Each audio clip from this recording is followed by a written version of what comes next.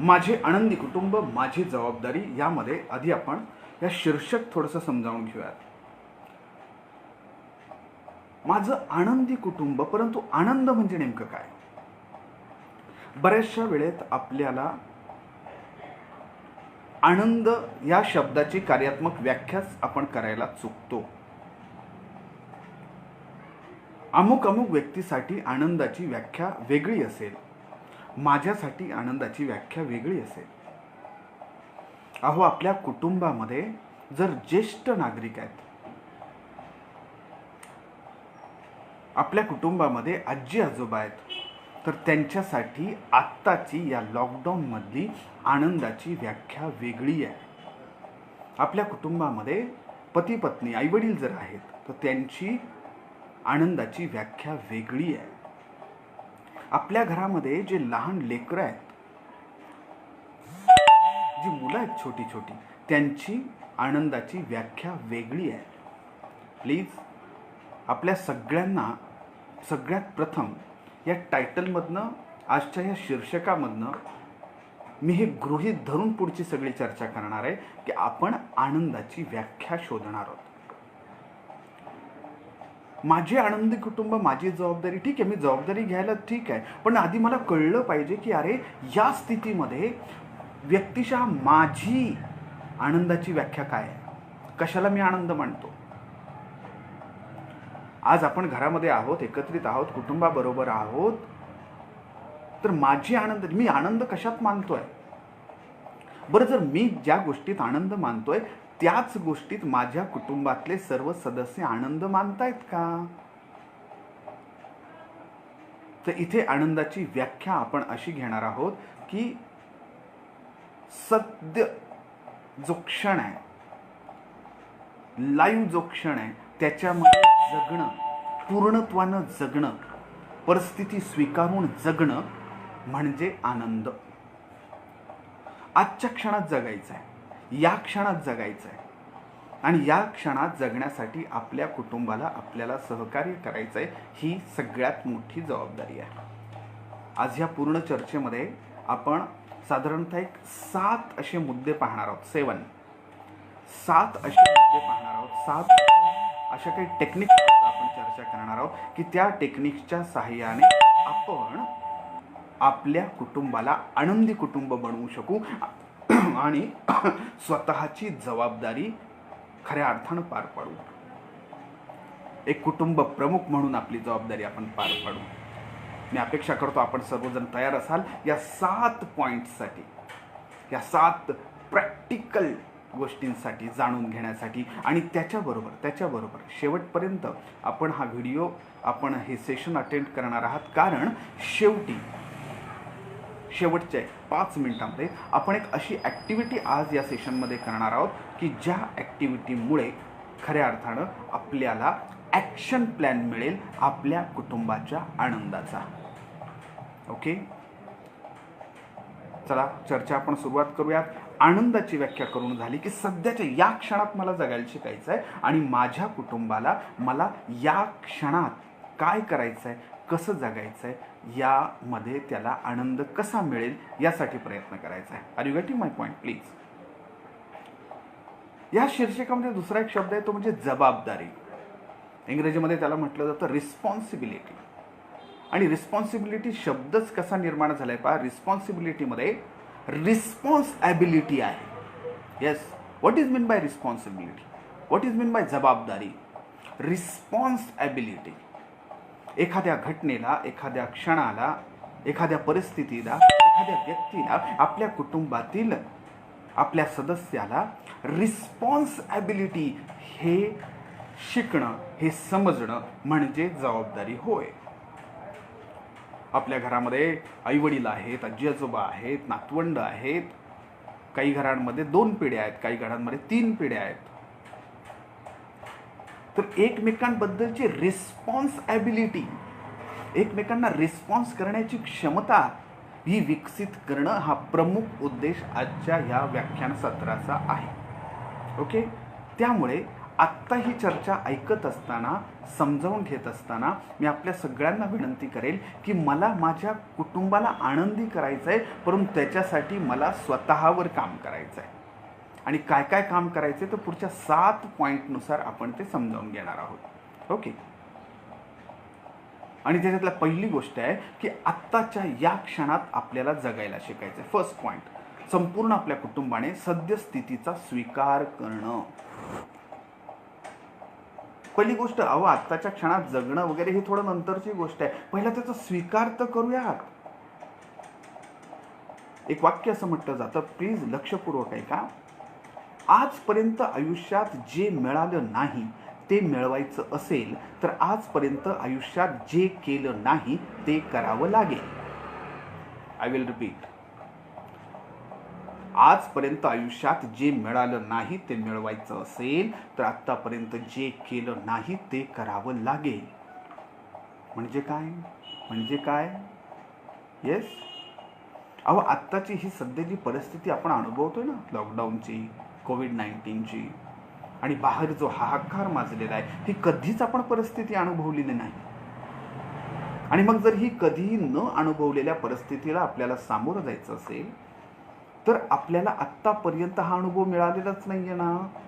मग आपल्याला आत्तापर्यंत जे काही केलेलं नाही ते करावं लागणार आहे. आणि त्याच्यातली पहिली स्टेप आहे, पहिलं स्वीकार आहे. अजूनही काही लोकांमध्ये ही चर्चा दिसते, काय कोरोना आहे का नाही माहीत नाही, एका ठिकाणी IPL चालू आहे, एका ठिकाणी इलेक्शन्स चालू आहेत, मग कोरोना आहे की नाही, ही सगळी फसवेगिरी आहे. सुरुवातीला काही काळ माझ्याही मनात ती शंका आली होती, परंतु ही सगळी हाहाकार, ही सगळी परिस्थिती पाहता या सद्य परिस्थितीचा आपल्याला स्वीकार करावाच लागेल. मी फक्त एकट्यासाठी नाही बोलत आहे राजांनो, प्लीज लक्षात घ्या. आपल्या कुटुंबाला बरोबर घेऊन आपल्याला स्वीकार करायचा आहे. तुम्ही मला सर स्वीकार करायचा म्हणजे काय करायचं नेमकं? तर पहिली गोष्ट, आपलं जे सकाळी गुड मॉर्निंग होतं ना, ते गुड मॉर्निंग न होता ग्रेट मॉर्निंग झालं पाहिजे. याच्यासाठी आपल्याला आदल्या दिवशी तयारी करायची आहे. काय करायचं आहे आपल्याला? 8 दिवसानंतर काय होईल, 1 महिन्यानंतर काय होईल, 6 महिन्यानंतर काय होईल, 1 वर्षानंतर काय होईल, हा कोरोना गेल्यानंतर काय होईल, हा विचार न करता बी प्रॅक्टिकल. पहिलं टेक्निक आपण शेअर करतोय इथे.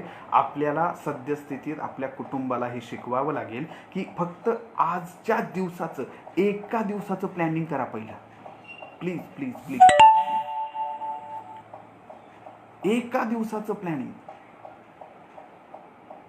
बाहेर ह्या जगताचा आणि या प्रसार माध्यमांचं म्हणा, या बाकी सगळ्या गोष्टींचा जर विचार करत बसाल ना तर नकारात्मकता खूप मोठ्या प्रमाणात आपल्यावर हावी होण्याचा प्रयत्न करते आहे.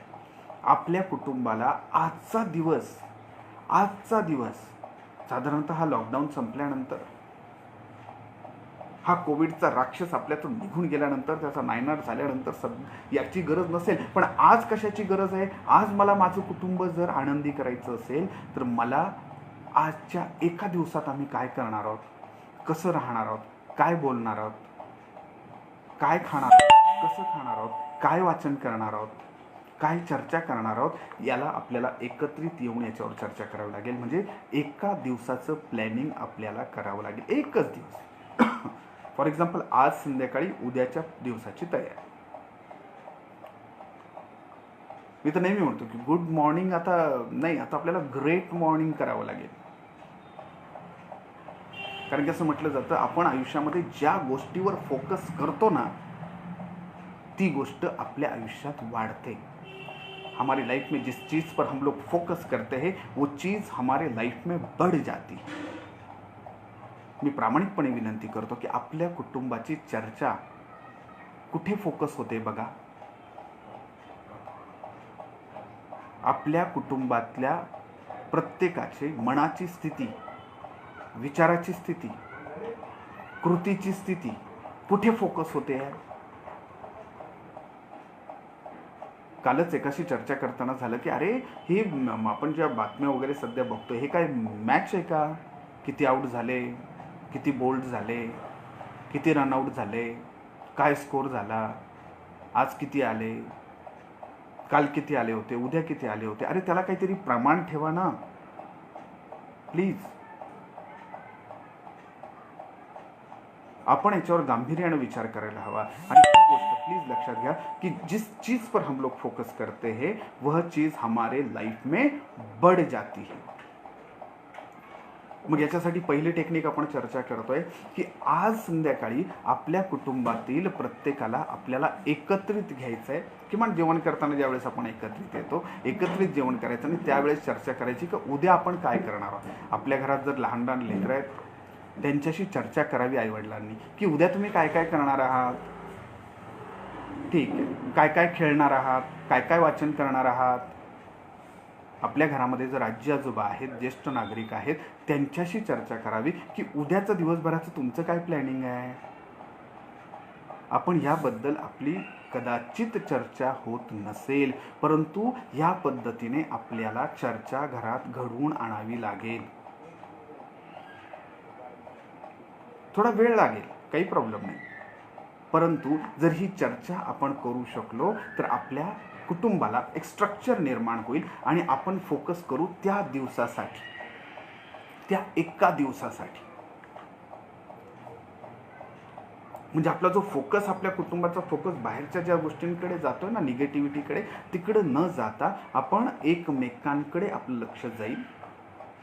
ज्या कुटुंबामध्ये 2 पिढ्या आहेत, हम दो हमारे दो, ज्या कुटुंबामध्ये 3 पिढ्या आहेत, आजी आजोबा आहेत, आई वडील आहेत, नातवंड आहेत, तिथे सुद्धा आपल्याला एक एक दिवस राजांनो, एक एक टप्पा, एक एक टप्पा, एक एक टप्पा. आज बऱ्याच लोकांना टेन्शन याच्यामुळे आहे, कुटुंब याच्यामुळे आनंदी नाही आहे राजांनो की ते विचार करतायत की कसं पुढच्या वर्षी कसं काय होईल आता. अरे ठीक आहे ना, पण आज परिस्थिती वेगळी आहे. आज मला एका दिवसाचाच विचार करावा लागेल. मला वाटतं ही पहिली कॉन्सेप्ट आपल्याला क्लिअर झाली असेल प्लीज, की आपल्याला एकत्रित आपल्या कुटुंबाला घेऊन बसावं लागेल, गप्पा माराव्या लागतील, चर्चा करावी लागेल. काही लोक म्हणतील की सर एकत्रित आम्ही बसायचं पण गप्पा काय मारायच्या, चर्चा काय मारायच्या. तर मी त्यांना विनंती करेल की आपल्याला हे लॉकडाऊन म्हणजे मंदी नाही आहे, हे लॉकडाऊन म्हणजे संधी आहे. कशाची संधी आहे खरं सांगा. किती दिवस झालेत आपल्या घरातले जे ज्येष्ठ लोक आहेत, मोठी लोक आहेत, ते समोर बसलेले आहेत, सगळं पूर्ण कुटुंब त्यांच्या समोर बसलेले आहेत आणि त्यांनी जुन्या आठवणी आपल्या कुटुंबाच्या सांगितल्या. आपल्या आजी आजोबांनी आपल्याला सांगितले बसून की आमच्या लहानपणी असं असं होतं. कळू द्यात की त्या मुलांना, आपल्या घरातल्या प्रत्येक कुटुंबातल्या सदस्याला कळू द्यात की तो जुना काळ कसा जगत होते, कसं राहत होते, कसं शिक्षण होतं, का घेतलं, का नाही घेतलं.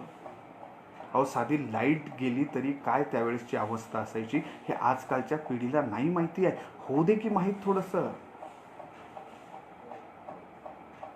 वेगवेगळी संमेलनं आपण पाहतो ना, हे आपल्याला कुटुंब संमेलन रोज घ्यावं लागेल. नाही तर कुटुंबामध्ये अशी अवस्था आहे, प्रत्येकजण आपापल्या मोबाईलवर आहे आणि ज्याच्याकडे मोबाईल नाही तो आपला स्क्रीनवर टीव्ही समोर आहे. प्लीज, त्यामुळे आपल्याला कुटुंबाचं संमेलन भरवावं लागेल आणि त्याच्यामध्ये या चर्चा कराव्या लागतील, एकत्रित चर्चा करावी लागेल आणि या चर्चेमध्ये एक एक दिवसाचं प्लॅनिंग करत, एक एक दिवसाचं प्लॅनिंग करत करत करत करत आपल्याला पुढे जावं लागेल.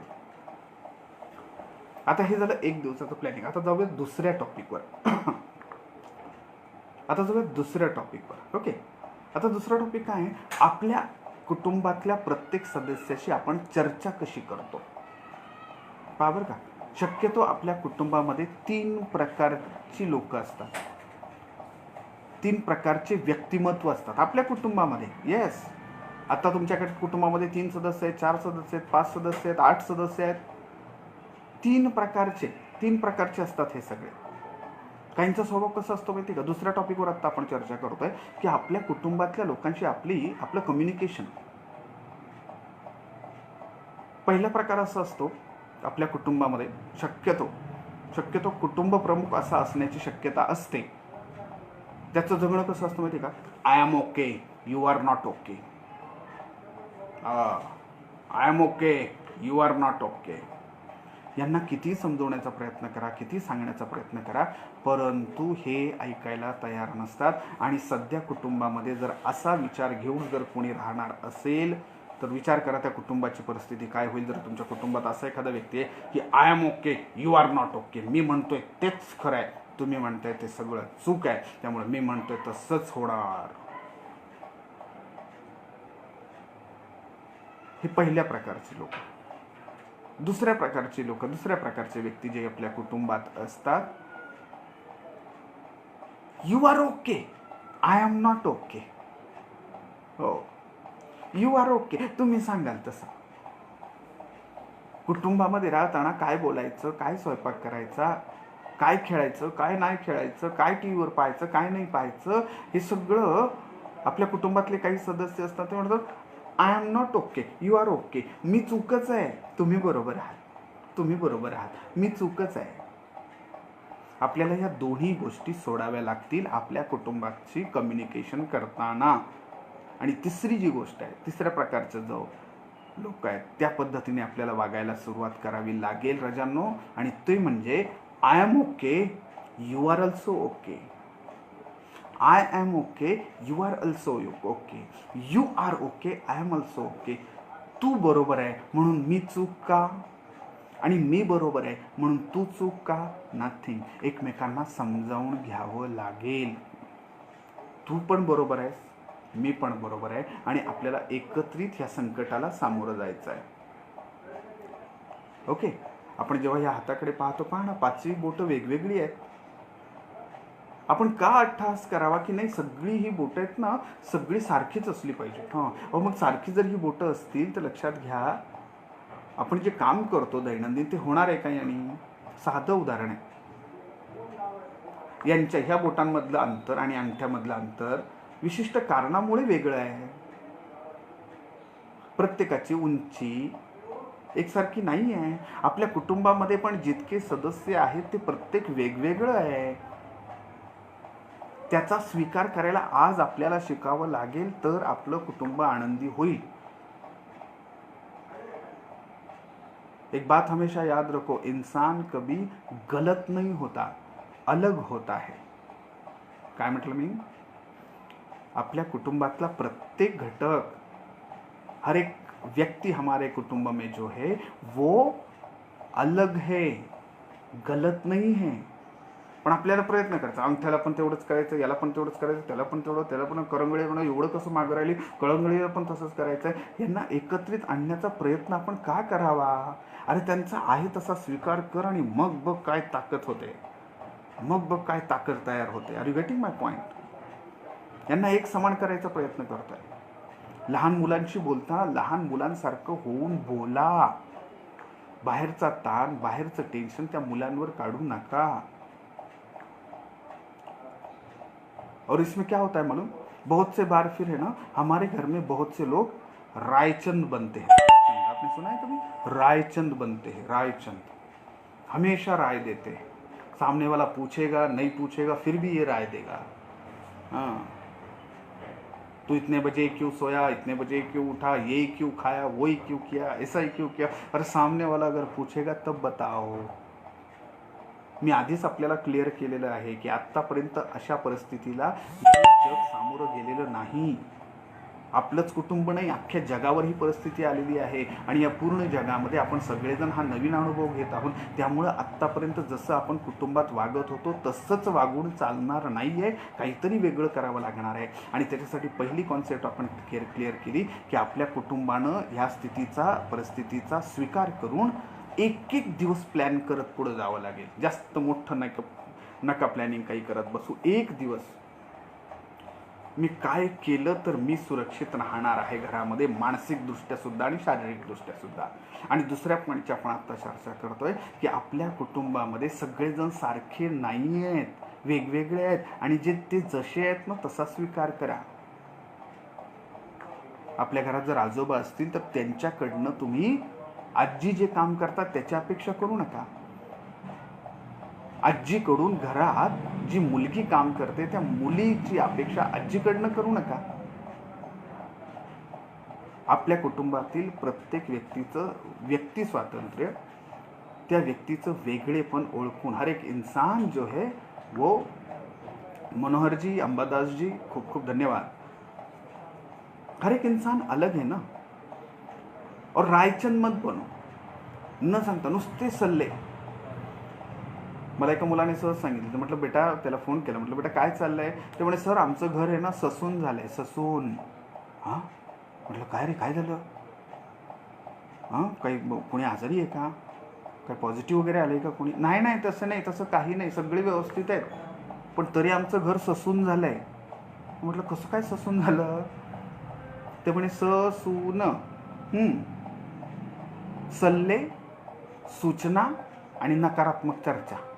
ससून, सल्ले, सूचना आणि नकारात्मक चर्चा, एवढंच चाललंय आमच्या घरात सध्या, बाकी काही नाही. हां. आणि मग काय करावं, कसं जगावं सांगा? का? कारण की त्या घरामध्ये रायचंदच खूप आहेत. राय देनेवाला, राय देनेवाला, राय देनेवाला. याच्यात एक गोष्ट आपण प्लीज प्लीज प्लीज एक ॲक्टिव्हिटी करून पाहूयात आपण आपल्या कुटुंबामध्ये.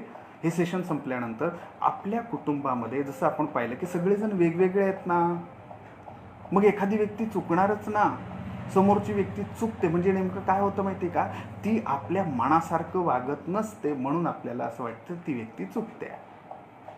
आणि मग घरामध्ये तो आबोला निर्माण होतो, किंवा ती भांडणं होतात, किंवा तो त्रागा तयार होतो. त्यासाठी एक लक्षात घ्या, प्लीज प्लीज प्लीज. दुसरी टेक्निक आपण इथे चर्चा करतोय की आपल्याला सगळ्यांना आहे तसंच स्वीकारायचं आहे, आणि त्याचबरोबर आपल्याला रोज आपल्या कुटुंबातील प्रत्येकाची एकदा तरी स्तुती करायची, त्याच्या चांगल्या कामावरून स्तुती करायची. आपल्यातले काही सहकारी म्हणते सर कसं शक्य आहे, काय आहे? पण आपल्याला नाही आहे ही सवय. प्लीज, आपल्या भारतामध्ये अजून तितका तो ट्रेंड नाही आहे. थोडं पाश्चिमात्य देशांमध्ये जाऊन पहा, प्रत्येक गोष्टीसाठी त्यांच्याकडं थँक्यू, एक्सक्यूज मी, प्लीज, ही म्हणण्याची रीत आहे प्रत्येक गोष्टीमध्ये. आपल्याकडे जबरदस्त. हो हो, आपल्याला ह्या प्रत्येक गोष्टीमध्ये हे आणावं लागेल. आपल्याला प्रत्येकाची स्तुती करावी लागेल, प्रत्येकाचं कौतुक. परत नका स्तुती करू, कौतुक तर करा चांगल्या गोष्टींचं. कोणीही एखादं काम चांगलं केलं तर त्याचं कौतुक करणं. हो, एका वडिलांनी आपल्या मुलाला ह्या लॉकडाऊनमध्ये सांगितलं की शुद्धाक्षर, हो शुद्ध लेखन लिही, आणि त्याने लिहून आणलं. आणि ते पाहिलं, त्यांनी जसं पाहिलं तसं रागवायला सुरुवात केली. वर्षभर झालंय शाळा नाही, काही नाही, त्यामुळे तुमचं असंच झालंय तसंच झालंय, काय अक्षर आहे, ही पद्धत आहे का, हे काय आहे का? अरे डायरेक्ट पहिले कनेक्ट नाही, डायरेक्ट करेक्ट करते हम लोग. नाही नाही नाही नाही, असं करून प्लीज चालणार नाही. आपल्याला चांगल्या गोष्टींचं कौतुक. आणि जर का आपल्या कुटुंबातल्या सदस्यांची काही त्रुटी असेल, काही चुकत असेल, तर एक लक्षात घ्या, ज्यावेळेस एखाद्याचं कौतुक करतोय ना, ते सगळ्यांच्या समोर करायचं. कुटुंबात जेवढे लोक आहेत ना, त्यांच्या समोर, कुटुंबाचे सगळ्यांच्या समोर त्या व्यक्तीचं कौतुक करायचं. पण जर त्या एखाद्या व्यक्तीची जर काही त्रुटी असेल, तर जो काही तो चुकत असेल, तर त्याला समजवताना त्याला त्याची त्रुटी सांगताना एकट्यात सांगायची. आणि फक्त त्रुटी सांगून थांबायचं नाही, तर ती दूर करण्यासाठी काय उपाय आहे, तो उपाय सुद्धा त्याला द्यायचा. Are you getting my point please? Manoharji, या सद्य परिस्थितीमध्ये हाच अनुभव आपण घेतोय. प्रत्येकाला असं वाटतंय की प्रत्येकानं आनंदी राहायला पाहिजे, प्रत्येकानं आनंदी राहायला पाहिजे. मैं हमेशा कहता हूं कि जो खुद से प्यार नहीं कर सकता, दुनिया क्या खाक उससे प्यार करेगी. जो खुद खुश नहीं रह सकता, वो अपने फैमिली को कैसे खुश रख सकता है. Are you getting my point please? अरे जो स्वतः प्रसन्न नाही राहू शकत, तो आपल्या कुटुंबाला काय प्रसन्न ठेवणार आहे? आणि मग त्याच्यासाठी सेकंड पॉईंटवर चर्चा करत आपण आलोय प्लीज, की आपल्याला रायचंद नाही बनायचं आहे. आपल्या कुटुंबातल्या प्रत्येक व्यक्तीचं कौतुक करायला शिकायचं आहे, रोज कौतुक करायचं आहे. इतक्या धावपळीत 2019 पर्यंत आपल्याला ती संधी मिळाली नव्हती. आज आपल्याला हे लॉकडाऊन म्हणजे मंदी नाही, संधी म्हणून पाहावं लागेल आपल्या कुटुंबाशी.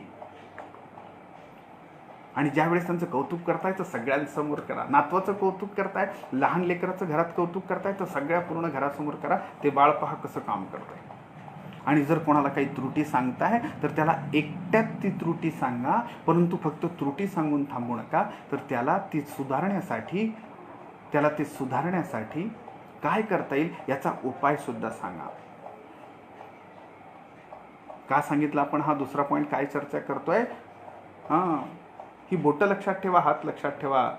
प्रत्येक जण वेगळा आहे, त्याला आपल्या वेगळ्या अस्तित्वानुसार स्वीकार करणं. ओके, 2 गोष्टींची चर्चा आपण इथे करून झालेली आहे प्लीज. ओके, जे आपले सहकारी उशिरा जॉईन झाले त्यांच्यासाठी एका मिनिटात रिव्ह्यू फक्त घेतो. पहिलं गोष्ट आपण जी चर्चा केली ती म्हणजे की सद्यस्थितीचा स्वीकार करणं आणि किमान 1 दिवसाचं प्लॅनिंग करणं. जास्त लांबचं प्लॅनिंग नाही. 1 दिवस आमचं कुटुंब कसं हेल्दी, आनंदी राहू शकेल, आजचा दिवसभर आम्हाला काय काय करायचं आहे त्याची चर्चा आदल्या दिवशी संध्याकाळी करणं. दुसरी गोष्ट, आपल्या कुटुंबातील प्रत्येक व्यक्ती ही वेगळी आहे. इंसान अलग होता है, गलत नहीं होता, आणि त्या वेगळेपणानं त्याचा स्वीकार करणं.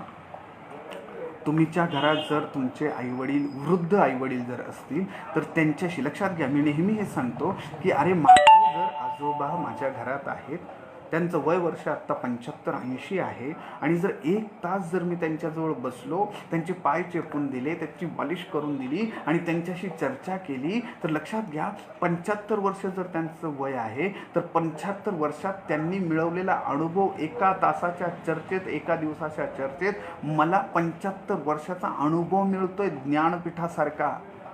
R you getting my point? आपल्या घरातली ज्येष्ठ लोक हे आपल्या कुटुंबातील विद्यापीठ आहेत. फक्त त्या दृष्टीनं, त्या सन्मानानं, त्या विचारानं त्यांच्याकडे अप्रोच होता आला. या 2 गोष्टी क्लिअर केल्या. आता तिसऱ्या गोष्टीकडे आपण जाऊयात प्लीज. आपण गंमत काय करतो माहिती का, आपल्या कुटुंबातले जे सदस्य आहेत ना, आपल्या कुटुंबातले जे सगळे लोक आहेत ना, त्यांची ॲक्शन बदलण्याचा प्रयत्न करतोय. डायरेक्टली ॲक्शन बदलण्याचा प्रयत्न करतोय, परंतु कधीही कृती डायरेक्टली बदलता येत नाही. आपल्याला त्यांचे पहिल्यांदा विचार बदलावे लागतील. मी आपल्याला प्रश्न विचारू इच्छितो, प्लीज तुम्ही उत्तर देण्याचा प्रयत्न करा. चॅटबॉक्समध्ये तुम्ही ज्या पद्धतीने देताय खूपच छान. ओके, मला तुम्हाला प्रश्न असा विचारायचा आहे, आपण विचार आणतो की येतात? प्लीज, आपण आपल्या डोक्यात विचार आणतो की आपोआप येतात? काय वाटतं तुम्हाला? बऱ्याच लोकांचं असं मत असू शकेल की आपल्याला हे जे विचार आहेत ना, हे विचार येतात. बसल्या बसल्या विचार येतात. बातम्या पाहता पाहता विचार येतात. एकाला तर मी विचारलं, बातम्या पाहूनच त्याला टेन्शन आलं. हो का? कारण की ते विचार, मला जर असं झालं तर काय होईल, माझ्या कुटुंबातल्या जर कोणी आजारी पडलं तर काय होईल, त्यांना जर आपल्याला टेस्ट करावी लागली तर काय होईल, टेस्ट केल्यानंतर जर तो रिपोर्ट पॉझिटिव्ह आला तर काय होईल, कुठे दवाखाना, कुठेच बेड मिळेल, कुठे व्हेंटिलेटर मिळेल, सध्या तर अशी परिस्थिती आहे, मग काय होईल. बरं, व्हेंटिलेटरही मिळाला, बेडही मिळाला, आणि मग त्या हॉस्पिटलमध्ये जर काही घडलं तर मग काय होईल. अरे किती प्रश्न, किती प्रश्न, किती विचार, किती विचार, किती विचार, किती विचार. हो हो हो, ठंडा करके खाओ, ठंडा करके खाओ. जिकडं मन आपल्याला पळवतंय तिकडंच, गोपालजी, येस, जिकडं मन आपल्याला पळवतोय तिकडंच पळतोय आपण. ॲक्शन बदलायची असेल तर आपल्याला आपले थॉट्स बदलावे लागतील, आणि आपल्याला असं वाटतं की विचार येतात. आता फॉर एक्झाम्पल पाहूया. ओके, प्लीज मी तुम्हाला विनंती करतो, तुम्ही हे पाहू शकत असाल स्क्रीनवर आत्ता, आणि मी जर तुम्हाला विचारलं काय आहे, येस, तुम्हाला माहिती आहे की ही जी आहे ही माझ्या कारची चावी आहे. ही काय आहे? माझ्या कारची चावी आहे. असं म्हटल्यानंतर तुम्ही स्वीकार करणार आहात का ह्या माझ्या उत्तराचं? ती म्हणाल, सर काय बोलताय, आम्हाला कळतंय की, समजतंय आम्हाला. सर पेन आहे, हा साधा पेन आहे, ही काय कारची चावी वगैरे तसं काही नाही, हा पेन आहे. आता लक्षात घ्या, हे मी तुम्हाला ज्यावेळेस तुम्हाला दाखवलं त्यावेळेस सांगितलं की ही माझ्या कारची चावी आहे. मग काय झालं? आपोआप विचार आला की तुम्ही आणला की नाही नाही नाही नाही नाही नाही नाही नाही, ही चावी नाहीच आहे, हा तर पेन आहे. हा विचार आला नाही राजांनो, माझ्या मित्रांनो लक्षात घ्या. हा विचार आपण आणला. आपण विचार आणतो, जाणीवपूर्वक विचार आणतो. आपल्याला शिकावं लागेल हा विचार आणण्यासाठी. चांगले विचार. एका उदाहरणानं थोडंसं हे आपण पुन्हा एकदा क्लिअर करू प्लीज. पहा की एका घरामध्ये एक मुलगा पळत पळत आला लॉकडाऊनच्याच काळात, आणि तो आपल्या आईला म्हणतोय, आई आई आई आई बोर होत आहे, कसतरीच होत आहे. त्या आईच्या लक्षात आलं काय होतं याला, घरात राहून बंदिस्त राहून काय. तो म्हणे मला ना मजा करायची, मला ना खुश व्हायचं, मला मजा करायची, मला आनंदी राहायचं. काय करता येईल त्याच्यासाठी, काय करू. आईने सांगितलं मी तुला उत्तर देते बाळा, पहिले एक काम कर. तर म्हटलं काय करू सांग. ते म्हणे ते बघ, आजोबांची जी रूम आहे ना तिथे जा. ओके, सकाळची वेळ होती आणि आजोबांना विचार की रात्रभर तुमच्या रूमची लाईट चालू होती, काहीतरी आवाज येत होता, तुम्ही औषध वगैरे काहीतरी घेत होता, रात्रभर तुमचे लाईट चालू होती, काय झालं. त्यांचा गुडघा जो दुखत होता त्याबद्दल विचार त्यांना काय झालं. हे नातवंड जे पळत गेलं आजोबांकडे गेलं. आजोबा बसलेले होते बेडवरच. त्याने जाऊन आजोबांना विचारलं, आजोबा रात्रभर म्हणे तुमच्या बेडरूमची लाईट चालू होती, काय झालं. आजोबांचा चेहरा पडलेला होता, हो, कपाळावर आठ्या आलेल्या होत्या. दुःखी त्रागा करून आजोबांनी सांगितलं, काय सांगायचं बेटा, रात्रभर गुडघा दुखतोय माझा, ते मी बाम घेतलं, काय औषध आहे, ते तेल आहे ते घेतलं, ते मॉलिश केलं, लावलं, पण खूप त्रास होतोय, खूपच रात्रभर झोप नाही आली, गुडघा दुखतोय रे बाळा सगळं. हे ऐकल्यानंतर ते पोरगं पळत आईकडं आलं आणि त्यांनी जे काय हकीकत ऐकली ते आईला सांगितली. आणि पुन्हा आईला सांगितलं, आई आता मला सांग ना, खूप बोर होत आहे, काय करू, मला आनंदी राहायचं आहे, मला छान मजा करायची आहे, मला हा छान फ्रेश वाटलं पाहिजे, काय करू. आईने सांगितलं, सांगते तुला उत्तर सांगते, फक्त आता एक काम कर, परत तू आजोबांकडे जा आणि आजोबांना जाऊन विचार की आजोबा मला एका प्रश्नाचं उत्तर द्या ना. असं जाऊन आजोबांना विचार की मला एका प्रश्नाचं उत्तर द्या की तुम्ही सगळ्यात जास्त केव्हा आनंदित झाला होता तुमच्या आयुष्यात, तुम्ही सगळ्यात जास्त केव्हा आनंदित झाला होता. हे पोरगं पळत गेलं आणि आजोबांना विचारलं की आजोबा तुम्ही सगळ्यात जास्त केव्हा आनंदित झाला होतात. फक्त हा प्रश्न त्यानं विचारला आणि आजोबांच्या चेहऱ्यावरचे भाव बदलले. जिथे त्रागा होता, थकवा होता, त्रास होता, त्या चेहऱ्यावर अचानक एक स्मित हास्य आलं आणि कुठेतरी विचारात गेल्यासारखं, ओके, एक वेगळा चेहरा त्यांचा झाला, प्रसन्नता चेहऱ्यावरती आली आणि त्यांनी सांगायला सुरुवात केली, अरे बाबा, ज्यावेळेस खरंच मी पहिल्यांदा नोकरीला लागलो आणि पहिला पगार माझ्या हातात आला ना, त्यावेळेस मी खूप आनंदी झालो होतो, खूप खुश झालो होतो. दुसऱ्यांदा ज्यावेळेस तुझा बाप जन्माला आला ना, त्याला ज्यावेळेस पहिल्यांदा मी माझ्या हातात घेतलं ना, त्यावेळेस मला खूप आनंद झाला होता. आणि हे सांगत काहीतरी आनंदाच्या विचारात ते रम्माण होऊन गेले आणि चेहरा प्रसन्न झाला. हा मुलगा ते पाहतच राहिला, ही नातू तो पाहतच राहिला आणि पळत तो नंतर आईकडे आला आणि आईला सांगितलं, आई, आनंदी कसं राहायचं आहे, प्रसन्न कसं राहायचं आहे, मला तू काय आता सांगायची गरज नाही, मला उत्तर कळलेलं आहे. काय कळलं? विचार बदलले तर कृती बदलते. आधीचा प्रश्न मुलाने आजोबांना विचारला होता, काय त्रास होतोय, काय झालं रात्रभर तुम्ही जागे होतात, आणि मग तोच विचार त्यांनी केला, अरे हा, रात्रभर मी जागा होतो, मला तो त्रास होत होता, आणि मग तसाच चेहरा, तशीच वृत्ती, तसंच सगळं काही. जैसी मनस्थिती वैसी परिस्थिती. आणि जसं नातवाने प्रश्न विचारला की तुम्ही सगळ्यात आधी केव्हा खुश झाला होता, सगळ्यात जास्त केव्हा खुश झाला होता, लगेच चेहरा बदलला, लगेच मनस्थिती बदलली, तर लगेच परिस्थिती बदलली. Are you getting my point please. या प्रत्येक गोष्टीमध्ये आपल्याला ॲक्शन बदलायची असेल तर आपल्याला विचार बदलावे लागतात. लागतील, विचारांना एका चांगल्या ठिकाणी फोकस करावं लागेल. आपल्या कुटुंबाला हे आपल्याला स्वतःवर आधी इम्प्लिमेंट करायचं आहे. आपल्याला स्वतःवर इम्प्लिमेंट करायचं आहे की ठीक आहे, सध्या इतकी वाईट परिस्थिती बाहेर सगळी सुरू आहे, ओके, परंतु माझ्या कुटुंबामध्ये मी आनंद कसा निर्माण करू शकतो. आधी 2 टेक्निकवर आपण चर्चा केली. ही 3rd वाली टेक्निक आहे की आपल्या घरच्यांचे विचार आपल्याला त्यांच्या विचारांवर काम करायचे, विचारांनी त्यांना गुंतवून ठेवायचे आपल्याला चांगल्या चांगल्या गोष्टींमध्ये. ओके, अजून एक उदाहरणानं क्लिअर करू आणि पुढे जाऊयात प्लीज. एकदा एक वडील आणि मुलगा, पूर्वीचा काळ, बराच पूर्वीचा काळ, एका गाढवाला घेऊन निघाले. बहुतेक ही कथा तुम्ही ऐकलेली पण असेल. गाढवाला घेऊन निघाले, एका गावामध्ये ते पोहोचले. त्या गावातनं ते चालले होते. त्या गावातल्या सगळ्या लोकांनी पाहिलं. नीट ऐका बरं का, लक्षपूर्वक ऐका प्लीज. त्या गावातल्या लोकांनी पाहिलं की मुलगा पण चाललाय, वडील पण पायी चाललेत, गाढव पण चाललाय. तर त्याच्यातल्या काही लोकांनी लगेच सांगितलं, अरे काय मूर्ख लोक आहेत, गाढव आहे बरोबर, छानपैकी कुठेतरी बसायचं मस्त, गाढवावरून चालायचं, तर गाढवही चाललंय. हे आता हे ऐकल्यानंतर त्या दोघांमध्ये बापलेकामध्ये चर्चा झाली आणि वडिलांनी काय केलं, मुलाला बसवलं गाढवावर, चल म्हटलं. दुसऱ्या गावात पोहोचले. तिथनं जात असतानाच पुन्हा लोकांनी ते चित्र पाहिलं आणि लोक म्हणायला लागली, अरे बापरे, बघा काय कलियुग आलंय, काय वस्तू, काय परिस्थिती आहे बघा. वडिलांना पायी चालवले, मुलगा खुशाल बसलाय गाढवावरती आणि वडिलांना पायी चालवले. मुलाला हे ऐकवलं गेलं नाही. मुलानं काय केलं, तो म्हणे बाबा मी खाली उतरतो, तुम्ही बसा म्हणे. अरे नको, नाही बसा म्हणे. मुलगा खाली उतरला, वडील गाढवावरती बसले. पुढे निघाले. 3रं गाव आलं. आता 3रं गाव आलं.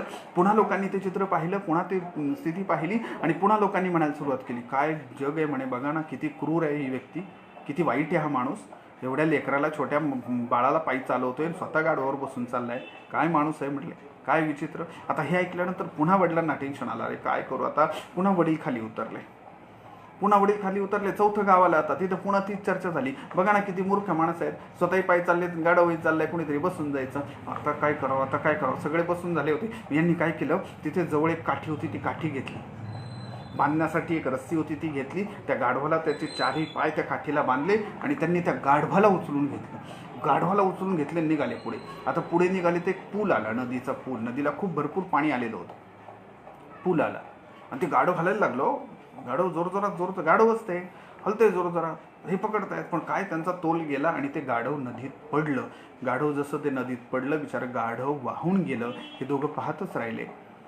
आता काय करायचं, आपलं गाढव गेलं म्हणे. ते पळत आले आणि 4 नंबरचं जे गाव होतं ना, तिथं आलं. त्यांनी विचारलं की तुम्ही म्हणत होता ना कुणीतरी बसा, काहीतरी करा, हां तुम्ही म्हटलं, मी त्याला उचलून घेतलं आणि आमचं गाढव आता गेलं, आता द्या आमचं गाढव भरून, द्या आता आम्हाला, करा मदत. तर त्या गावातली लोक म्हटले, अहो आमचा काय संबंध, आमचा काय प्रश्न, आम्ही बोलणारच. समाज काय म्हणतो, आम्ही बोलणारच. दिमाग तुम्हे चलाना था, विचार तुला करायचा होता. असं म्हटल्यानंतर यांना त्रागा आला. ह्या 3 नंबरच्या गावात गेले आणि तिथं जाऊन पुन्हा सांगितलं की तुम्ही म्हणत होते याने बसलं पाहिजे, त्यांनी चाललं पाहिजे, म्हणून आम्ही असा बदल केला, आमचं गाढव गेला, आता द्या भरून. पुन्हा त्या लोकांनी तेच उत्तर दिलं. 2 नंबरच्या गावातल्या लोकांनी तेच उत्तर दिलं. 3 नंबरच्या गावात, 1 नंबरच्या गावात सगळ्यांनी तेच उत्तर दिलं. दिमाग तुम्हे चलाना था, डोकं तुला चालवायचं होतं, विचार तुझा स्वतःचा करायचा होता, आम्ही तर बोलणारच ना रे. आज बऱ्याचशा वेळा ही चर्चा चालते की अरे काय त्या बातम्यांमध्ये सारखं तेच दाखवतात ते, अरे त्यांचं कामच आहे ते. तुला घरात बसल्या खुद का दिमाग चलाना की मला ते किती वेळ पाहायचंय. बरं ते पाहायचंय व्हॉट्सअपवर, फेसबुकवर जे मला दिसतंय ते ठीक आहे, मी ते पाहतोय, मला ते दिसतंय, तर मग त्याचा परिणाम माझ्यावर किती करून घ्यायचा आहे याचा विचार ज्यानं त्यानं स्वतः करावा लागेल. पहिली गोष्ट आपल्या स्वतःवर हा विचार करावा लागेल आणि देन ही चर्चा, अशा पद्धतीचं वातावरण आपल्या घरच्यांशी चर्चा करून त्यांचे विचार चांगल्या गोष्टींकडे डायव्हर्ट करावे लागतील. Are you getting my point please? कारण की प्रत्येक लोक हेच म्हणणार आहेत, आमचं काम आहे, आम्ही आमचं काम करतोय, तू तुझा विचार करायचा होता.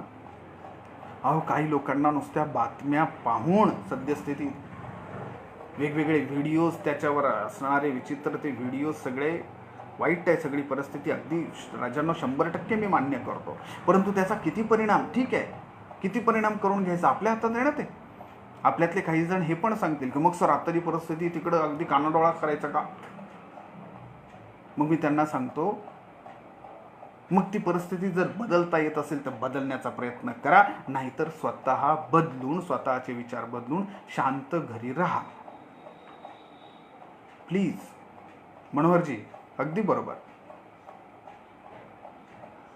दिमाग मुझे चला नाही, स्वतःला विचार करायचा की यस, माझ्या कुटुंबासाठी आजच्या दिवसभरात मी काय वर्कआउट करू शकतोय. या 3 टेक्निक्सवर आपली चर्चा झाली. आता पुढे जाऊयात प्लीज. आपल्याला प्रोॲक्टिव्ह बनावं लागेल, आपल्या कुटुंबाला घेऊन प्रोॲक्टिव्ह बनावं लागेल. म्हणजे काय करावं लागेल नेमकं पहा. बऱ्याचशा कुटुंबांमध्ये ही चर्चा होते, कोणीतरी काहीतरी सांगते म्हणून मी करतो, कोणीतरी काहीतरी सांगते म्हणून मी काहीतरी करतो. नथिंग. आज आपल्या कुटुंबाला एकत्रित राहून आणण्यासाठी प्रत्येकाने आपापली जबाबदारी घेतली पाहिजे. म्हणजे मी स्वतःही आनंदी राहील, मी स्वतः प्रसन्न राहील, मी स्वतः स्वस्थ राहील, मी स्वतःचं आरोग्य चांगलं ठेवील आणि त्याचबरोबर माझ्या कुटुंबियांना सुद्धा त्रास होणार नाही, असं मी प्रोॲक्टिव्ह वागेल. काही लोक रिॲक्टिव्ह असतात, रिॲक्टिव्ह फक्त रिॲक्शनवर काम करतात. त्याने काही सांगितलं म्हणून करायचं, याने काही सांगितलं म्हणून करायचं. नो, आपल्याला प्रोॲक्टिव्ह व्हावं. अरे साधी गोष्ट आहे, घरामध्ये आईवडील मुलांना सांगतायत अरे वाफ घ्या, अरे वाफ घ्या, आणि काही मुलं म्हणतात ना तो त्रास होतो, मग असं होतं, मग तसं होतं. अशीच एक व्यक्ती, त्यांनी मला फोन केला की मुलं ऐकतच नाही, काय करू, काउन्सिलिंगच्या दरम्यान काय करू, मुलं ऐकतच नाही. मी त्यांना हात जोडून विनंती केली की मुलं, तुम्ही अगदी बरोबर बोलताय, मुलं आपलं ऐकत नाहीत, मुलं आपलं ऐकत नाहीत, मुलं आपल्याला ऑब्झर्व करतात, मुलं आपलं ऐकत नाहीत, मुलं आपल्याला पाहतात. तुम्ही आज कुटुंबामध्ये आनंद निर्माण करण्याचा प्रयत्न करताय ना, तर लक्षात घ्या, मुलं तुम्हाला ऑब्झर्व करतायत. तुम्ही कसं एकमेकांशी बोलताय, तुम्ही कसं एकमेकांशी चर्चा करताय, तुम्ही दिवसभरात काय करताय, याचं ऑब्झर्वेशन मुलं चांगल्या पद्धतीने करतायत. Please, are you getting my point?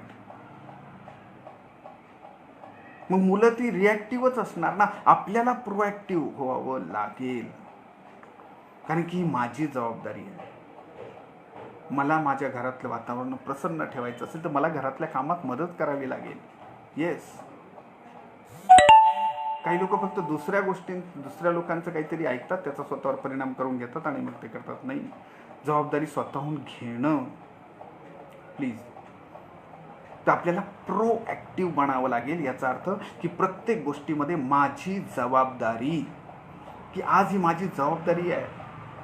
काही लोकांचं असं टेन्शन आहे, काही लोकांच्या बाबतीत असं. एकाने मला तर माझा मित्र तो बोलला माझ्याशी या विषयावर. त्याने सांगितलं, करणजी, माझे गुरुवर्य आदरणीय करणजी, आपले मनपूर्वक स्वागत. मनोहरजी खूप खूप धन्यवाद. एक मित्र तर माझा भांडला या विषयावर माझ्याशी. ते म्हणे तुला काही कळतंय का, किती नुकसान झालंय, लॉकडाऊन आहे, कामधंदे सगळे बंद आहेत, इन्कम सोर्स थांबलाय सगळा.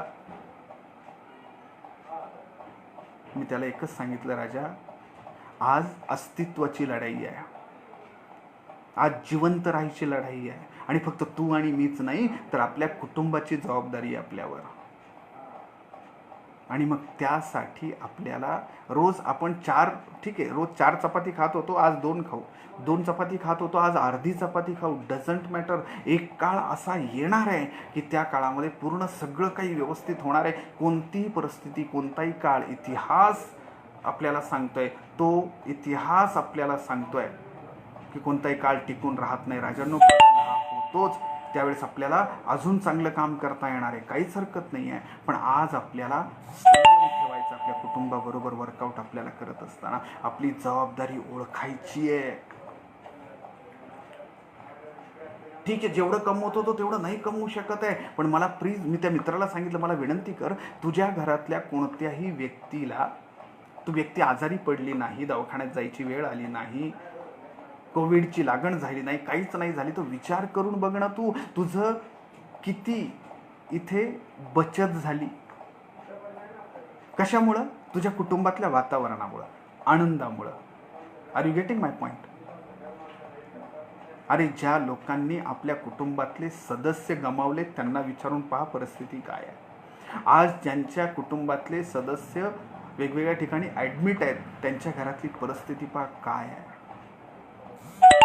आणि त्याच्यातनं पुढच्याला ठेच मागचा शहाणा, याच्यातनं आपल्याला प्रोॲक्टिव्ह व्हावं लागेल. आणि प्रोॲक्टिव्ह म्हणजे हेच की आपल्याला स्वतःची जबाबदारी ओळखून रोज आजच्या क्षणात आपल्याला जगावं लागेल आपल्या कुटुंबाला घेऊन. प्रोॲक्टिव्ह बना. 4th वाला पॉईंट कंप्लीट केला. 7 पॉईंट राजांनो आज आपण चर्चा करणार आहोत. 5th नंबरच्या पॉईंटवर आपण जाऊयात. आता मला तुम्हाला प्रश्न विचारायचा, 5th नंबरच्या पॉईंट संदर्भात तुम्हाला प्रश्न विचारायचा आहे. आपल्या कुटुंबातील सेंटर ऑफ फॅमिली कोण आहेत? आपल्या कुटुंबातले केंद्रस्थान कोण आहेत? कोण आहे केंद्रस्थान आपल्या कुटुंबातलं? 99.99% उत्तर हेच येतं, आपल्या कुटुंबातलं केंद्रस्थान आत्ताच्या ह्या सध्याच्या स्थितीत तरी आपली मुलं आहेत. प्लीज. परंतु मला तुम्हाला नम्रपूर्वक हे नमूद करायचं आहे इथे की आपण चुकत आहोत हे लक्षात घ्या. आपल्या कुटुंबातलं सध्या आपलं कुटुंब आपल्याला आनंदी ठेवायचं असेल ना राजांनो, लक्षात घ्या आपल्या कुटुंबाचा केंद्रस्थान, सेंटर ऑफ आवर फॅमिली आपली मुलं नाहीत. कुटुंबामध्ये जे सगळ्यात ज्येष्ठ आहेत, जे सगळ्यात मोठे आहेत ना ते पाहिजेत. मोठ्यांनी ज्येष्ठांनी, करणजी यस सर, आपल्या ज्येष्ठांनी आपल्या मोठ्यांनी पहिलं स्वतःला सावरलं पाहिजे. कपल्स सगळ्यांचं लक्ष मुलांकडे आहे. आणि मुलांकडं द्या ना, चांगली गोष्ट आहे. अजिबात लक्ष देऊ नका असं मी अजिबात म्हणत नाही आहे. नवरा बायकोची पण चर्चा हेच होते. मुलांनी खाल्लं का? त्याला खोकला तर नाही येते ना? त्याला आईस्क्रीम देऊ नको, त्याला दही देऊ नको, त्याला काही थंड द्यायचं नाही. खूप चांगली गोष्ट आहे, नक्की काळजी घ्या, बिलकुल. अरे पण ती काळजी घेत असताना तुम्ही एकमेकांची किती काळजी घेताय? तुम्ही एकमेकांबरोबर किती सकारात्मक चर्चा केली आहे? आई वडिलांना मला विचारायचंय, तुमच्यापेक्षा मोठी पिढी, तुमचे आई वडील किंवा तुमचे सासू सासरे तुमच्या घरात जर आहेत तर ते सेंटर पॉइंट आहेत आज. त्यांच्याशी तुम्ही किती चर्चा केली आहे? कारण की तुम्हाला सगळ्यांना, मोठ्या लोकांना, कुटुंबातल्या सगळ्यांना पाहून या छोट्यांना त्या पद्धतीने वळण लागणार आहे, ते काम ते करणार आहेत. त्यामुळे कपल्ससाठी तुम्ही स्वतःची काळजी घ्या, स्वतःच्या रिलेशन्सची काळजी घ्या. स्वतः एकमेकांशी तुम्ही कसं बोलताय, कसं वागताय. ते मुलं पाहतायत आई वडील कशा पद्धतीने चर्चा करतायत, त्यांचा त्रागा होतोय, नीट आई बोलत नाही आहे, वडील आईशी नीट बोलत नाही, आई वडिलांशी नीट बोलत नाही. अरे अरे अरे, दोघं जण मुलांवर तर प्रेमाचा वर्षाव करताय. आधी स्वतःला जपा, स्वतःच्या रिलेशनला जपा. ज्येष्ठ तेच श्रेष्ठ. कुटुंबामध्ये आनंद आणण्यासाठी जितकं तुम्ही ह्या नातवंडांपर्यंत जाल ना सेंटर पॉइंट घेऊन, तितकी आपण चूक करणार आहोत. ज्येष्ठांना सांभाळा, मोठ्यांनी आधी आपली मानसिकता सांभाळा, आपोआप मुलांपर्यंत ते पाझरत जाणार आहे. Yes, okay. तर आपला सेंटर पॉइंट जो आहे कुटुंबाचा ते आपले ज्येष्ठ आहेत, मोठी लोक आहेत घरातली. हो, मुलांना तर त्या बातम्या कळत पण नाही हो, पण ही मोठी लोकच घरातले ते पाहतात, पेपरमध्ये वाचतात, एकमेकांचे फोन चालू असतात. अरे कळलं का, याच्या ऑफिसमधलं असं झालं, त्याच्या ऑफिसमध्ये तसं झालं, आज इकडे असं झालं, आज हा रस्ता बंद झाला, तो रस्ता बंद झाला. आणि ती चर्चा तुम्ही एकमेकांशी करता, आईवडील एकमेकांशी करतात, आणि ती चर्चा ती मुलं ऐकतात. आणि ही चर्चा काय असते आपली, मगाशी सांगितलं तसं, ससून सल्ले, सूचना, नकारात्मक चर्चा, ससून. मग काय आपल्या कुटुंबाला ससून व्हायला काय वेळ लागतो राजांनो? मुलं फक्त तेवढंच ऐकतात. असं आहे का, असं झालं का, तसं झालं का. मुलं मानसिकदृष्ट्या, शारीरिकदृष्ट्या आपल्यापेक्षा ताकदवान आहेत, लक्षात ठेवा. त्याचा अनुभव गेली 1.5 वर्ष झाले आपण घेतोय. एक वेळेस आपल्याला होत असेल ही परिस्थिती, बातम्या आणि ह्या सगळ्या गोष्टी पाहून नुसतं आपल्या छातीत धडधड होतं. कधी कधी आपल्याला स्वतःला दिवसभरात नाही एकदा तरी असं वाटतं काहीतरी झालं, मला श्वास घ्यायला त्रास होतोय मला. हो, मुलांचं बिनधास्त कार्यक्रम चालू आहे, क्या बात आहे. ओके, त्यांना दुरुस्त करत बसू नका राजांनो, लक्ष नक्की त्यांच्यावर द्या, परंतु आपलं केंद्रस्थान आपल्या घरातली ज्येष्ठ मंडळी, स्वतःचे रिलेशन सांभाळा, आपली कृती सांभाळा. नंबर 5, हे 5 मुद्दे आपण इथे क्लिअर केलं. 7 मुद्द्यांची चर्चा करणार, जे उशिरा जॉईन झालेले आहेत त्या सगळ्यांचं मी मनपूर्वक स्वागत करतो. 7 पॉईंट्स आपण आज पाहत आहोत की आपल्या माझे आनंदी कुटुंब, माझी जबाबदारी, माझं कुटुंब आनंदी करण्यासाठी. नंबर 6 ची आपण चर्चा करतोय. आपल्या घरामध्ये हसरं वातावरण ठेवा. Sense of humour, sense of humour, sense of humour. दिवसभरातनं अशा काही घरांमध्ये परिस्थिती आहे की 1-1, 2-2, 8-8 दिवस झाले घरात कोणी खळखळून हसत पण नाही आहे. हसा हे सांगावं लागतंय. बरेचसे लोक हा विचार करतात की सर अशी परिस्थिती चालली आहे बाहेर सगळं आणि तुम्ही म्हणताय हसा. अरे तो म्हणतो मी का हसू? अरे तू आज जिवंत आहे म्हणून हस. आज ही इतकी वाईट परिस्थिती आहे, मान्य आहे सगळं, पण तरी सुद्धा तू व्यवस्थित आहेस, तुझं कुटुंब व्यवस्थित आहे, त्याचा आनंद उत्सव कुटुंबात राहून साजरा कर. नक्कीच दुःखाचा डोंगर तुझ्यावर नाही, माझ्यावर नाही, अख्ख्या जगावर आलाय माझ्या बेटा, लक्षात घे. परंतु आनंदाचं वातावरण घरामध्ये, सेन्स ऑफ ह्युमर, थोडं विनोदबुद्धी ठेवा, छोट्या छोट्या गोष्टींवरती हसा. पुन्हा मी सांगतो हे ज्येष्ठांनीच करायचंय, मुलांपर्यंत ते जातंय. मग पण तुम्ही मला सर कसं करायचं, त्याच्यासाठी काय करू? तुम्हाला एक उदाहरण म्हणून सांगतो. तुम्ही सेलिब्रेशन करा ना वेगवेगळ्या गोष्टींचं. हो, आधी सांगितलं तसं गप्पा करा, जुन्या जुन्या गप्पा. काय काय गंमत झाली, जी कोणाच्या लग्नात काय काय झालं होतं, काय गंमत आली होती, असा असा कार्यक्रम होता, काय झालं होतं, चर्चा एकत्रित बसून कुटुंबामध्ये एकत्रित. सोशल डिस्टन्सिंग ठीक आहे, बाहेर नक्कीच आहे, पण घरामध्ये मन एकत्रित होण्यासाठी तुम्हाला एकत्रित येऊन चर्चा करावी लागेल. वेगवेगळे खेळ घरामध्ये खेळा. आता काही तसं खेळ खेळूनही बोर झालो आता. हो, आपली सायकोलॉजी सांगते का आपण स्वतःचं मन, स्वतःची कृती अशीच जर सोडून दिली ना तर ते नकारात्मकतेकडं आकर्षिली जाते. जाणीवपूर्वक आनंदी राहायचा प्रयत्न करावा लागतो. दिवसभरातनं तुम्हाला असं वाटत असेल पहा, नुसतं बसा तुम्ही, आपोआप तुम्ही आनंदी नाही होणार. हां, आपोआप दुःखी होऊ शकता. आपोआप तुम्ही दुःखी व्हाल, काहीतरी होतंय, कसं तरी होतंय, काहीतरी विचार येतोय, आपोआप व्हाल. परंतु पॉझिटिव्हिटी येण्यासाठी, आनंदी राहण्यासाठी, ह्युमर आणण्यासाठी तुम्हाला प्रयत्न करावा लागतो. येस, मी तुम्हाला सांगतो, परवा आमच्या घरामध्ये आम्ही एक सेलिब्रेशन केलं, बर्थडे केला. बर्थडे तुम्ही असेल कोणाचा बर्थडे, त्याला काय, हां, बर्थडे कोणाचा होता माहिती? परवाच्या दिवशी आमच्या घरात फ्रीज आणून 1 वर्ष पूर्ण झाला होता. जुना फ्रीज होता तो रिप्लेस केला आणि नवीन प्रकारचा फ्रीज आणला आणि त्याचा बर्थडे होता.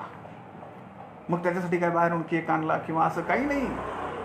आमच्या कुटुंबातल्या सगळ्यांनी ठरवलं की आज यूट्यूबवर पाहायचं केक कसं बनवतात, त्याच्यासाठी जे जे साहित्य उपलब्ध आहे ते सगळ्यांनी एकत्रित, मग लहान लेकरांपासून तर आजी आजोबांपर्यंत सगळ्यांनी आपापल्या परीनं मदत केली, केक तयार केला.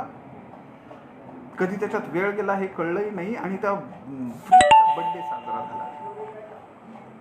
मी असं म्हणत नाही आयुष्यभरच तुम्ही हे करत बसा, पण हात जोडून विनंती आहे माझ्या राजांनो, सध्याची परिस्थिती, या भयानक परिस्थितीमध्ये जिकडे तुम्ही फोकस कराल ती गोष्ट तुमच्या लाईफमध्ये वाढणार आहे 101%.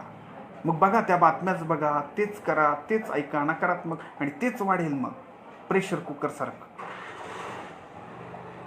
जास्त तज्ज्ञ बनू नका ह्या काळात. थोडं वेड व्हा, थोडं छोटे व्हा, थोडे लहान व्हा आणि हसा छोट्या छोट्या गोष्टींवर. घ्या आनंद छोट्या छोट्या गोष्टींचा. फ्रीजचा बर्थडे, आता पुढच्या आठवड्यात आम्ही अजून एक बर्थडे करणार आहोत, बेडशीटचा बर्थडे. हो, छान बेडशीट्स आणले होते, त्याचा पूर्ण सेट, त्याचा बर्थडे आहे पुढच्या आठवड्यात, तो करणार आहोत. हे ऐकणाऱ्यांना विचित्र वाटत असेल, काय बोलताय सर तुम्ही? अरे मग काय करतो? येस, इतकं साहित्य गुगलवर, यूट्यूबवर अवेलेबल आहे, ते आम्ही आमच्या मुलांना दाखवू शकतो. इतके ऑडिओ बुक्स आहेत, ज्येष्ठांसाठी माझं सांगणं आहे, इतके ऑडिओ. आता पुस्तक घेऊन ती वाचण्याची पण गरज नाही राजांनो. आज माझ्या फोनमध्ये किमान 1,500 ऑडिओ बुक्स आहेत, 1,500 ऑडिओ बुक्स. माझ्या फॅमिलीतल्या ज्यांच्याकडे मोबाईल आहे प्रत्येकाकडे मी ते एक ऑडिओ बुक्स सेंड करतो. त्यांना शक्य आहे त्यावेळेस ते ऐकतात आणि संध्याकाळी एकत्रित बसल्यानंतर त्याच्यावर चर्चा होते. तू काय वाचलं आज, मी काय वाचलं आज, याने काय वाचलं, त्याने काय वाचलं, त्याच्यातलं तुला काय कळलं, तुला काय आवडलं. प्लीज आनंदी वातावरण हे स्वतःहून प्रयत्नानं निर्माण करावं लागेल. त्याच्यामध्ये आपण सांगितलं की वेगवेगळ्या सेलिब्रेशन्स करा, वेगवेगळ्या गेम्स घरात खेळा, जुन्या गोष्टींच्या गप्पा करा, पुस्तकं वाचा. यूट्यूबवर गुगलवर खूप चांगल्या चांगल्या मूव्हीज आहेत, नाटक आहेत, ते पहा. खूप चांगले चांगले कार्यक्रम आहेत, ते पहा. आणि आता 6 पॉईंट्स कंप्लीट झालेत आणि साधारणतः 1 तास आपल्याला झालेला आहे. आता चर्चा आपण करत आहोत. पुढच्या 5 ते 7 मिनिटामध्ये आपण या चर्चेला विराम देऊ. 7 नंबरचा पॉईंट डिस्कस करतोय, त्याच्यानंतर आपल्याला एक ॲक्टिव्हिटी पण करायची आहे आणि त्यानंतर आपण थांबणार आहोत. 7 नंबरचा पॉईंट प्लीज लक्षात घ्या. 3 गोष्टीवर खूप छान फोकस आपल्याला करायचा आहे. आहार, व्यायाम आणि आराम आपल्या कुटुंबासाठी सगळ्यात महत्त्वाची गोष्ट. पहिले हे 6 पॉईंट्स आपल्याला नाही कळले ना तरी चालतील, काही प्रॉब्लेम नाही. परंतु आपल्याला ह्या 3 गोष्टींवर खूप लक्ष द्यावं लागेल. ते म्हणजे शरीर, मन आणि मेंदू. येस. मग याच्यामध्ये आहार, आपण काय खातोय, कसं खातोय, किती खातोय, आपल्या शरीराची हालचाल किती होते. आहार विचारपूर्वक. येस. तुम्ही वाचलं असेल किंवा ऐकलं असेल, असं म्हटलं जातं सकाळी ज्या वेळेस आपण जागे होतो आणि नाश्त्यासाठी वगैरे बसतो तर आपण अशा पद्धतीने असं म्हटलं जातं की सकाळी जे तुम्ही खाल ते अगदी राजासारखं खायचं, बादशासारखं, राजासारखं. सकाळी जे खाताय ते राजासारखं खायचं. दुपारी जे काही खाताय ना तुम्ही ते एका प्रधानासारखं खायचं. राजापेक्षा थोडं कमीच खातो ना, कमी म्हणजे कमी प्रतीचं किंवा कमी क्वांटिटी. ओके. प्रधानासारखं. संध्याकाळी परत काही घेणार असाल तर ते एखाद्या शिपायासारखं घ्यायचं. शिपाई असतो ना एखादा दासी वगैरे, शिपायासारखं. सकाळी राजासारखं खायचं, दुपारी प्रधानासारखं खायचं, संध्याकाळी शिपायासारखं आणि रात्री भिकाऱ्यासारखं खायचं. तुम्हाला सर भिकाऱ्यासारखं खायचं म्हणजे काय? कधी खातो कधी नाही खात, जसं मिळेल तशी जे मिळेल ते. ओके. खाल्लं खाल्लं, नाही खाल्लं नाही खाल्लं. आहाराच्या बाबतीत, आपल्या कुटुंबाच्या बाबतीत प्लीज व्हेरी केअरफुल. व्यायाम आपल्या शरीराला शार्प करण्यासाठी, शरीराच्या स्किल्स शार्प करण्यासाठी लिटल बट, मग ते प्राणायाम असेल, योगा असेल, जे काही तुम्ही घरी करू शकताय, घरातल्या घरात करू शकताय, व्यायाम आपल्याला करावाच लागेल. आणि हे जर एकत्रित येऊन जर आपण करायला लागलो. माझे एक मित्र आहेत, त्यांनी मला सांगितलं सर आम्ही कुटुंबातले प्रत्येकजण सकाळी छान एकत्र येतो, मस्त आवडीची गाणी लावतो, झुंबा डान्स. ओके. आणि ते आम्ही करतो. क्या बात, व्हेरी गुड. काही लोकांना हे विचित्र वाटेल पण सध्याच्या परिस्थितीमध्ये बाकी ह्या निगेटिव्हिटी आपल्या डोक्यात आणण्यापेक्षा ह्या गोष्टी करूयात की, झुंबा करूयात की, काही प्रॉब्लेम नाही. आनंद वाटतो. मुलं क्या बात, आजी आजोबापासून सगळे काही तर आजोबा खुर्चीत बसून आलताय. Okay, no problem. अरे ओके, ग्रेट. आज आपण म्हणतो ना कोरोना योद्धा, कोरोना योद्धा, कोरोना योद्धा, कोरोना योद्धा सगळेजण, आपली पोलीस यंत्रणा, आपले आज खऱ्या अर्थानं योद्धा म्हणून लढणारे आपले डॉक्टर्स, ही सगळी यंत्रणा, आपलं शासन, हे सगळं काम करतंय राजांनो. पण त्याहीपेक्षा सगळ्यात महत्त्वाचं काम तुम्ही करताय ते म्हणजे आपल्या कुटुंबामध्ये, आपल्या घरामध्ये आपल्या कुटुंबाची मानसिकता जपताय. त्यांना मनाने अपंग नाही होऊ देत आहात तुम्ही. ह्यातच आपला विजय आहे. प्लीज. शेवटच्या पॉईंटची चर्चा करतोय आपण. आहार, त्यानंतर आहे व्यायाम. लिटल बटली काही करा पण व्यायाम गरज आहे त्याची. नाही तर मग लगेच काय, अहो 70% लोकांची संध्याकाळी चर्चा असते ॲसिडिटी, ॲसिडिटी, काय करू काय करू, कसतरीच होते कसतरीच होते, झाला मला कोरोना, झाला मला कोरोना. अरे काय डोक्याला ताप आहे. काय खातोय, किती खातोय, कसं खातोय, काय व्यायाम करतोय, किती व्यायाम करतो, शरीराची किती हालचाल होते, तिकडे लक्ष नाही. आणि मग तू झालं करोना, असं झालं तसं झालं. ओके. आणि सगळ्यात शेवटी आहे ते म्हणजे आराम, साऊंड स्लीप, या पॉईंटकडं विशेष करून लक्ष द्या अशी मला तुम्हाला विनंती करायची आहे. साऊंड स्लीप, आराम. आज कितीतरी लोकांना अशा अडचणी आहेत, सर झोप येत नाही आहे. आज आमच्याकडे जे काउन्सिलिंगला जे फोन येत आहेत ना, त्याच्यामध्ये 70% ही अडचण आहे, झोप येत नाही आहे, निद्रानाश झालेला आहे. प्लीज, झोपच येत नाही आहे. आपल्यातले बऱ्याच लोकांना ही अडचण असेल. कुटुंब जागं राहत आहे.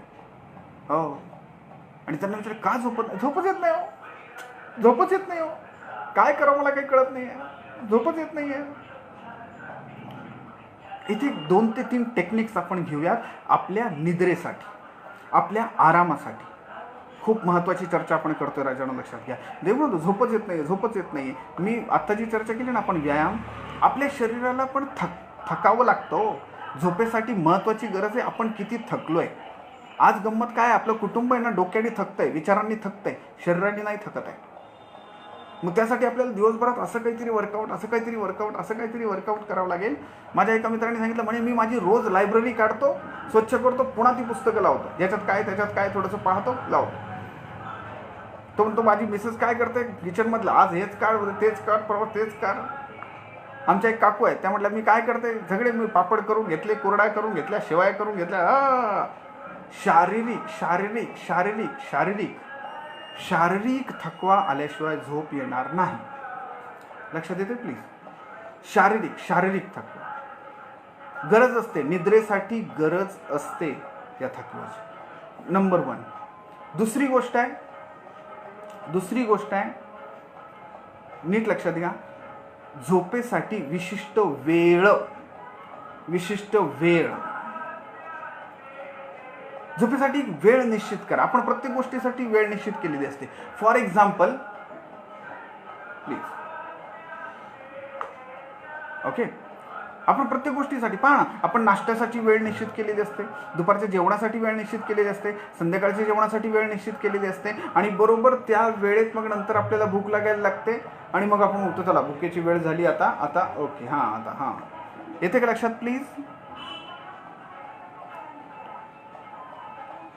तशी वेळ निश्चित केलेली असते, आणि मग त्याच्यानुसार तसं आपण झोपेची वेळ निश्चित नसते केलेली, की या 10 वाजले ना रात्री, आता की 10 वाजता माझी झोपायची वेळ आहे, बाकी सगळं बंद, 10ला मी झोपणार म्हणजे झोपणार. ठीक आहे, 11 वाजता, 11ची वेळ आहे माझी, 11 वाजता मी झोपणार म्हणजे झोपणार. ते आपण करत नाही, वेळ निश्चित करत नाही. आपण असं म्हणतो येईल त्यावेळेस येईल झोप, आता आपल्या हातात काय आहे. त्यामुळे लक्षात घ्या, पहिली गोष्ट, झोपेसाठी शारीरिक थकव्याची गरज आहे. नंबर 2, वेळ ठरवण्याची गरज आहे. सबकॉन्शियस माइंडला सांगून द्यावा ही वेळ झाली म्हणजे मला झोपायचं आहे. आणि थर्ड थिंग इज दॅट, आपली झोपण्याची जी जागा आहे, प्रॅक्टिकल टेक्निक सांगतोय प्लीज, आपली आपल्या कुटुंबातल्या सगळ्यांची शेअर करा, विनंती करेल तुम्हाला शेवटी. आता आपली झोपण्याची जी जागा आहे, जो बेड आहे ना आपला, त्याला आपल्या सबकॉन्शियस माइंडशी रिलेट करा, की येस ही जागा माझी झोपण्यासाठी आहे, मोबाईल खेळण्यासाठी नाही, फोनवर बोलण्यासाठी नाही. जर तुम्हाला फोनवर बोलायचं आहे, फेसबुक पाहायचं आहे, व्हॉट्सअप पाहायचं आहे, बाकी काही जर तुम्हाला करायचं आहे, तर मोबाईल चेअरवर जाऊन बसा, दुसऱ्या रूममध्ये जाऊन बसा, खाली बसा, मांडी घालून, काय हरकत नाही. पण जिथे तुम्ही झोपत आहात त्या ठिकाणी मोबाईल घेऊन जाणे नाही. कारण की ही जी जागा ही माझी झोपण्याची जागा आहे, आणि ही ज्यावेळेस तुम्ही स्वतःच्या विचारात नेहमी कराल त्यावेळेस ते माइंड टू सबकॉन्शियस माइंडपर्यंत जाईल, आणि त्या ठिकाणी गेल्यानंतर तुम्हाला झोप यायला सुरुवात होईल. Are you getting my point please. काही लोकांना खूप मोठ्या अडचणी आहेत झोपेच्याबद्दल. हे प्रॅक्टिकल आम्ही केलं आहे आमच्या स्टुडंट्स बरोबर, हे त्यांना सांगितलं आहे आम्ही बऱ्याच काउन्सिलिंगमध्ये, काही क्लायंटला आमच्या सांगितलेलं आहे, आणि हे बऱ्यापैकी त्यांना उपयोगी ठरलेलं आहे. नाही तर मग ते बेडवर मग ते मोबाईल खेळत बसतंय, मग ते काही पाहत बसतंय, आणि मग त्याला झोप येत नाही, आणि खूप त्रास या गोष्टींचा सध्या कुटुंबामध्ये प्रत्येकाला व्हायला लागलेला आहे. यामध्ये एक कॉन्सेप्ट सांगतो प्लीज, नीट लक्षात घ्या, जी प्रॅक्टिकल आहे. दुसऱ्या महायुद्धानंतर पूर्ण जगामध्ये अशा प्रकारचा आजार, निद्रानाशचा आजार पसरला होता. त्यावेळेस हार्वर्ड युनिव्हर्सिटीनं, त्यावेळेस त्या विद्यापीठानं रिसर्च करून एक टेक्निक समोर आणली, आणि पूर्ण जगाला त्यावेळेस सांगितलं, दुसऱ्या महायुद्धानंतर पूर्ण जग निद्रानाश या आजारानं त्रस्त होता, त्यावेळेस त्यांनी एक टेक्निक सांगितलं. ज्यावेळेस तुम्ही झोपायला जाणार आहात त्यावेळेस 3 नंबर्स लक्षात ठेवा. कोणते? 4, 7, 8. जरी मी आता तुम्हाला पाहू शकत नसलो तरी आत्ता माझ्याबरोबर एकदा म्हणण्याचा प्रयत्न करा, म्हणजे तुम्ही विसरणार नाही. 4, 7, 8. येस, 4, 7, 8. तुम्ही ज्यावेळेस झोपायला जाणार आहात ना, जरी तुम्हाला असं वाटतं आत्ता मला झोप येत नाही, आत्ता आली पाहिजे, तर त्यासाठी काय करायचं आहे? 4, 4 म्हणजे काय? 4 सेकंद. काय करायचं आहे? आपल्याला 4 सेकंद तोंड बंद करून नाकाने श्वास घ्यायचा आहे, दीर्घ श्वास 4 सेकंद घेत राहायचा आहे. त्याच्यानंतर आहे 7. 7 काय? तर 7 सेकंद आपल्याला तो श्वास आतच ठेवायचा आहे. नंतर आहे 8. 8 काय? तर आपल्याला नाकाने नाही तर तोंडानं आपल्याला हळूहळू हळूहळू हळूहळू तो उच्छ्वास 8 सेकंदात बाहेर सोडायचा आहे. श्वास घेण्यासाठी 4 सेकंद आहे, आत ठेवण्यासाठी 7 सेकंद आहे, आणि ज्यावेळेस तो तुम्ही बाहेर तोंडावाटे टाकणार आहात त्यावेळेस त्याला 8 सेकंद आहे. काही लोकांना हे ऐकत असताना विचित्र वाटण्याची शक्यता आहे, परंतु सायंटिफिकली सायकोलॉजिकली हे प्रूव्ह केलेलं आहे, प्रूव्ह झालेलं आहे. याची तुम्ही सवय. यस यस यस किरण सरजी, धन्यवाद गुरुवर्य. 4, 7, 8 ही टेक्निक ज्यावेळेस आपण कराल तर पहा, साधारणतः 2 किंवा 3 वेळा ही टेक्निक करेपर्यंत तुम्हाला झोप लागलेली असेल. प्लीज. आणि मला झोप यावी म्हणून तो श्वास घेत बसू नका. रिलॅक्स होऊन शरीराला रिलॅक्स सोडून ही ऍक्टिव्हिटी करा. 4, 7, 8. आणि मग पहा राजांनो, हळूहळू हळूहळू आपल्याला ह्या गोष्टीची प्रॅक्टिस करून आपल्याला साऊंड स्लीप, निद्रानाश हा जो आजार आहे तो दूर करता येईल. ओके, 7 आजच्या ज्या टेक्निक्स आहेत त्याची आपण इथे चर्चा केलेली आहे. आजच्या आपल्या ह्या मातंग साहित्य परिषदेच्या अधिकृत फेसबुक पेजवर आदरणीय प्राध्यापक धनंजयजी भिसे, संतोषजी ससाणे, निलेशजी देवकुळे या सर्वांच्या सहकार्याने आपल्या सर्वांसमोर आपल्या सर्वांची सेवा करायची संधी मिळते आहे, हे माझं मी परम भाग्य समजतो. जाताना एकच प्रश्न विचारणार आहे, 2च मिनिटात आपण आता थांबूयात, परंतु तुम्हाला विचारायचं आहे की आपल्या सगळ्यांना कोरोना होणारच नाही याची काय गॅरंटी आहे? तर तुम्ही म्हणाल नाही. त्या कोरोनातनं आपण पॉझिटिव्ह आल्यानंतर परत आपण निगेटिव्ह येऊच, चांगले होऊच याची गॅरंटी. आता मला तुम्हाला एक प्लीज या विचाराकडे मी तुम्हाला अजिबात निगेटिव्ह करत नाही आहे, तुम्हाला अजिबात नकारात्मक विचार देत नाही आहे राजांनो. तुमच्यापर्यंत मी सांगण्याचा हा प्रयत्न करतो आहे. आपल्या कुटुंबासाठी, कुटुंबाबरोबर आनंदी जगण्यासाठी प्लीज एकदा विचार करा. हे सेशन संपल्यानंतर एकांतात बसा थोडंसं आणि प्लीज आपल्या मनातल्या मनात एकदा डोळे बंद करून विचार करा की मागच्या 24 तासात मी माझ्या कुटुंबातल्या प्रत्येक सदस्याशी कसा वागलोय, काय बोललोय, किती बोललोय, कसा बोललो, कसा वागलो. माझा ॲप्रोच माझ्या कुटुंबातल्या छोट्यात छोट्यापासून मोठ्यात मोठ्यापर्यंत माझं वागणं कसं होतं मागच्या 24 तासात. एकदा रिकॉल करण्याचा प्रयत्न करा. आणि जेव्हा ते रिकॉल होईल ना, मग त्यानंतर मला तुम्हाला विचारणं असेल राजांनो, प्लीज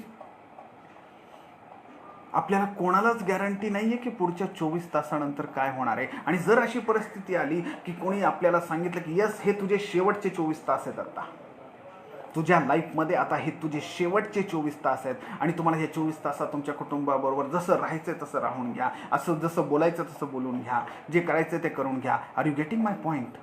तर मग जर तुम्हाला असे शेवटचे 24 तास जर मिळाले तर विचार करा, तुम्ही येणाऱ्या पुढच्या 24 तासात तुमच्या घरातल्या आईशी, वडिलांशी, भावाशी, बहिणीशी, पत्नीशी, मुलांशी कसं वागाल, कसं बोलाल, काय काय कराल शेवटचे 24 तास जर तुमच्या आयुष्यात असतील तर.